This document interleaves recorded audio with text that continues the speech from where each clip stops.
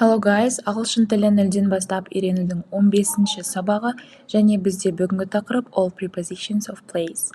Яғни, орысша айтқанда предлоги места, қазақша ол орындар предлогтары, я. Олардың түрлері көп, бірақ біз бүгін сіздермен in, on және де at предлогтарын өтетін боламыз.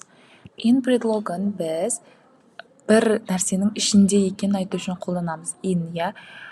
In the box, қораптың ішінде, in the washing machine, кір жуатын машинаның ішінде, немесе in the bag, сумканың ішінде.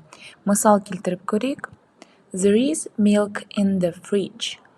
Холодильникте, немесе холодильниктің ішінде сүт бар. Тағы бір мысал. The cookies are in the jar.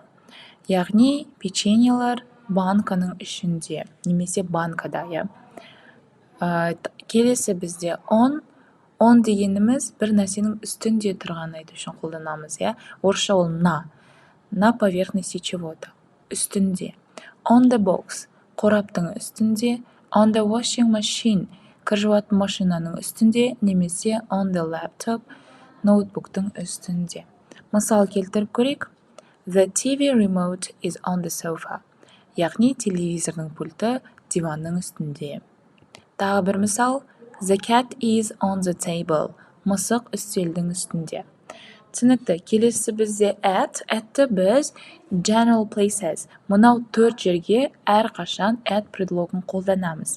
Олар бізде at school, at university, at home және де at work. Мысал келтіріп көрейік.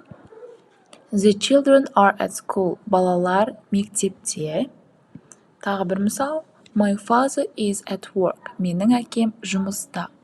So guys, егер бұл тақырып сіздерге түсінікті болса, қазір кішігірім практика жасап кетейік. Мына жерде берілген сөйлемдерге in, on немесе at предлогтарын қойып шығыңыздар. Қазір видеоны паузаға қойып осыны істеңіздер және содан кейін жауаптарын бірге тексереміз. Окей, guys, істеп болды деген ойдамын. Қазір жауаптарын тексерейік. Жауаптарын тексеріп алыңыздар, сіздерде барлығы дұрыс болды деген ойдамын. Ал бізде осымен бүгінгі сабағымыз аяқталды. Назарларыңызға рахмет. Келесі сабақта кездескенше.